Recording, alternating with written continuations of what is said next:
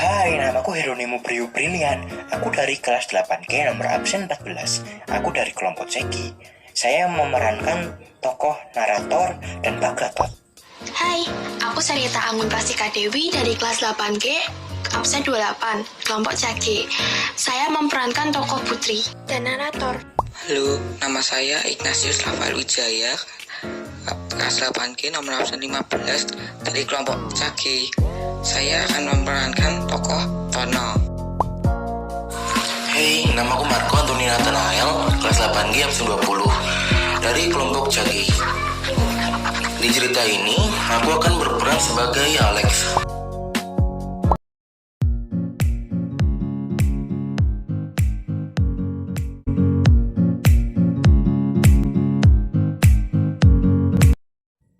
Hai, namaku Alex. Aku adalah anak yang suka membaca buku.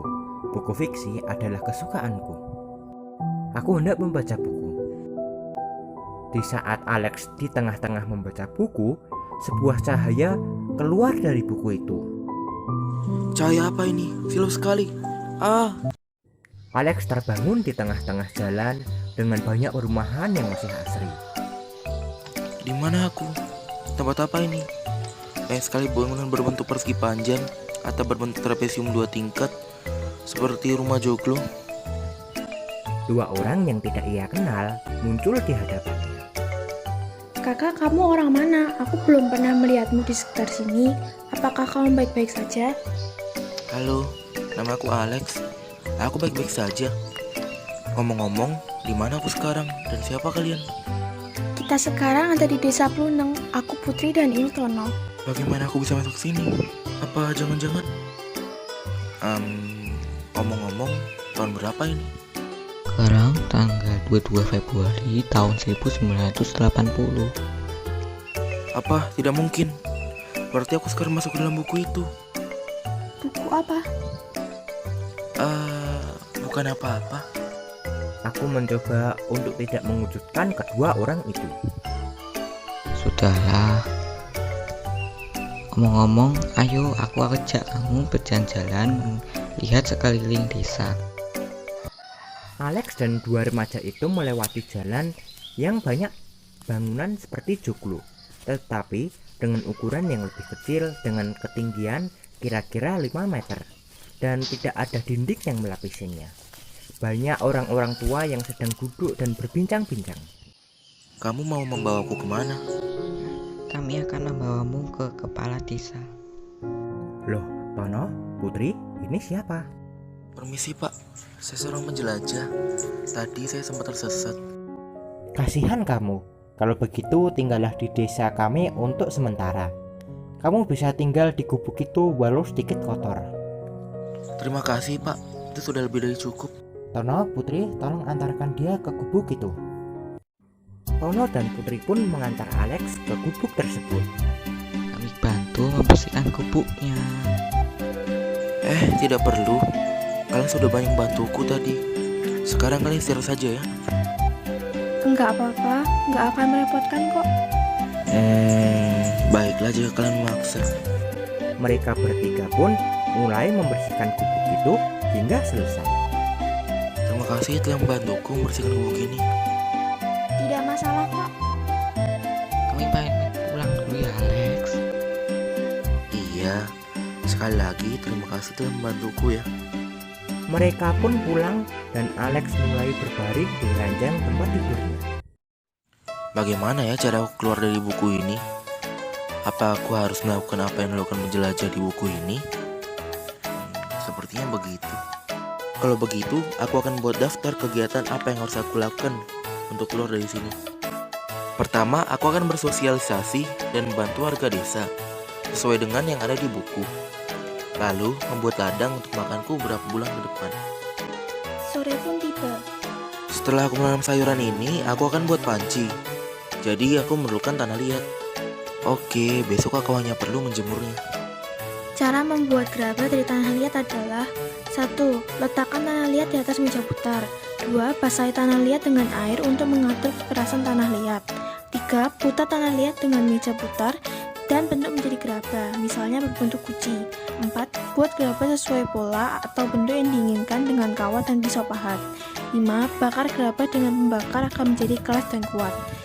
Alex selesai membuat panti tersebut. 2 bulan kemudian. Alex, kebetulan sekali. Minggu depan akan ada pentas paduan suara. Ini merupakan acara tahunan di desa ini. Aku sudah tua, jadi bisakah kamu menjadi panitianya tahun ini? Akhirnya tiba juga event terakhir yang akan mengeluarkanku dari sini. Baik, akan kulakukan dengan sepenuh hati. Hahaha, anak muda, kalian memang penuh semangat. Selama seminggu, Alex sibuk mempersiapkan semuanya, dibantu oleh beberapa orang. 1 minggu pun berlalu, sisa 6 jam sebelum pentas dimulai. Di saat Pak Gatot dan Alex sedang berbincang-bincang, datanglah seseorang dengan tergesa-gesa dengan raut wajah panik. Alex, Pak Gatot, Rudy tidak bisa ikut pentas nanti. Dia terkena radang tenggorokan.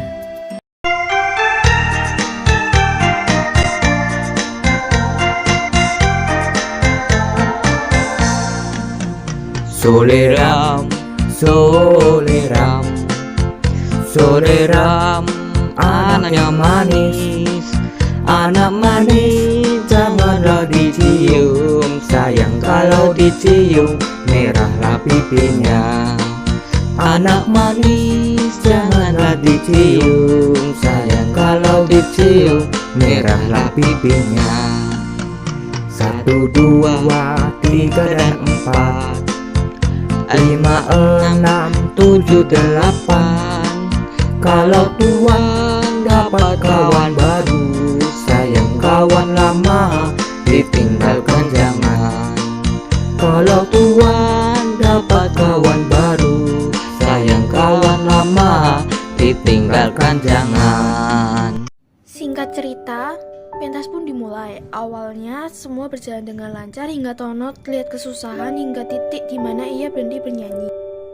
Apakah ini akhirnya? Tiba-tiba terdengar suara Putri yang mulai melanjutkan liriknya, diikuti oleh Pak Gatot sampai akhirnya diikuti seluruh pengunjung yang datang. Alex pun ikut bernyanyi karena gembira sampai pentas selesai. Alex, ini aku berikan kalung ini karena sudah sangat membantu di desa dan melancarkan acara pentas ini. Terima kasih banyak Pak Gatot. Setelah event itu selesai, Alex pun pulang ke rumahnya, tapi tiba-tiba suatu cahaya muncul. Cahaya itu sepertinya memang sudah waktunya. Alex terhisap ke dalam cahaya itu tepat di saat Pak Gatot, Tono, dan Putri masuk ke rumah. Pak Gatot, Tono, Putri, terima kasih sudah menemaniku selama ini. Sekarang aku akan pulang ke tempatku yang seharusnya, ke masa depan. Selamat tinggal. Tunggu, kami belum. Alex tiba-tiba menghilang dari hadapan mereka. Alex terpental dan menyadari bahwa ia sudah berada di rumahnya. Akhirnya, aku pulang. Hal pertama yang ia lakukan adalah membaca buku itu sampai ujungnya, dan dia menemukan sepunjuk surat yang bertuliskan, Hai Alex, kami tidak tahu apa kamu akan membaca ini. Tapi jika iya, bacalah hingga akhir. Seluruh warga desa sangat berterima kasih atas jasamu selama ini. Kehidupan kami jadi jauh lebih baik berkatmu. Walau kamu sudah tidak ada jasamu dan ilmumu yang selalu kami jaga dengan baik. Dan kami mewariskan turun-temurun. Semoga kamu diberi kesehatan dan kebahagiaan sebesar kebahagiaan yang telah kamu berikan kepada kami. Sekali lagi, terima kasih dan selamat tinggal. Alex hanya bisa tersenyum dan menangis setelah melihat surat tersebut. Sekarang ia tahu bahwa ia harus tetap melangkah ke masa depan dengan pantang menyerah hingga Tuhan mengakhiri kisahnya. Adalah kita para generasi muda harus melestarikan sejarah, budaya, kesenian Indonesia, dan juga kita harus meningkatkan budaya literasi atau suka membaca.